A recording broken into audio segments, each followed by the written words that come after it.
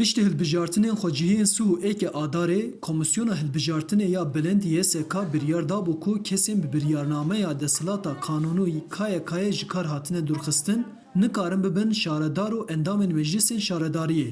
Piştî biryara YSKyê li 6 navendên ku Partiya Demokratîk a Gelan HDP serkeftiye, destûrname ji şaredaran re nehat dayîn.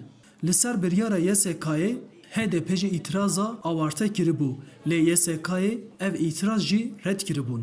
Li gor encamên YSKyê, şaredariya bajarê mezin a Wanê û 6 şaredariyên bajarokan ketine destê HDP û 7 şaredariyên bajarokan jî ketine destê Partiya Dad û Pêşvebirinê AKP. Piştî rewş encam bû, Meclîsa Şaredariya Bajarê mezin a Wanê cara yekê bi beşdariya 13 şaredar û hevşaredarên bajarokan li hev civiyan. Meclîs bi serokatiya hevseroka Şaredariya Bajarê mezin a Wanê Bediya Özgökçe Ertan birê veço.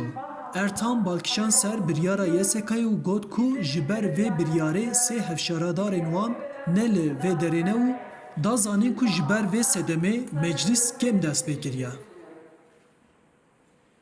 Berdevkê Koma Endamê Meclîsê yê AKP Mehmet Yıldız mafê axiftinê wergirt û got ku şaredarên wan bi biryara darazê hatiye ser kar û biryara YSKyê parast. Bir yargı kararı sonrası buradalar.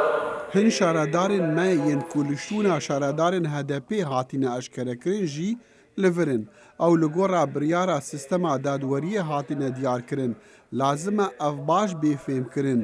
Ji bilî vê ji bo bajarê me çi piştgirî pêwîst e? Em ê piştgiriyê bidin we.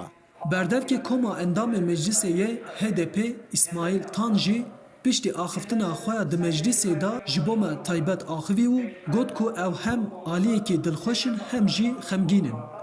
Ji ber ku em dilxweş in ku nêzîkî 3 salan e qayûma bitûse şaredariyan lê gel dîsa îrada xwe deket, xwedî îrada xwe deket, dîsa hilbijarê xwe şandine şaredariya xwe em bi viya pê dilxweş in. Ji ber ku em xemgînî Birêz Bekir Qaya li hepsê dane ji serokê şaredariya mezin bû wekî nêzîkî 3 salan e li hepsê Silêvîrê em ber wî jî pir xemgîn in. Tan biryara YSKyê rexnekir û wiha berdevam kir.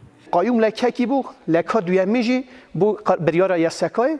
Em eva tiştekî ecîb e ji ber ku yek sandokê de dek heve sedî û heftê tu bêjî wala ez naxwazim tu bibî hevşaredar ez ê bidime yek sedî bîst herdayê ez ê bidime wiya ne demokrasî de tişkî we heye ne exlaq de tişkî we heye ne jî wekî dînî de ji tişkî we heye tu dînî jî wiya qebûl nake.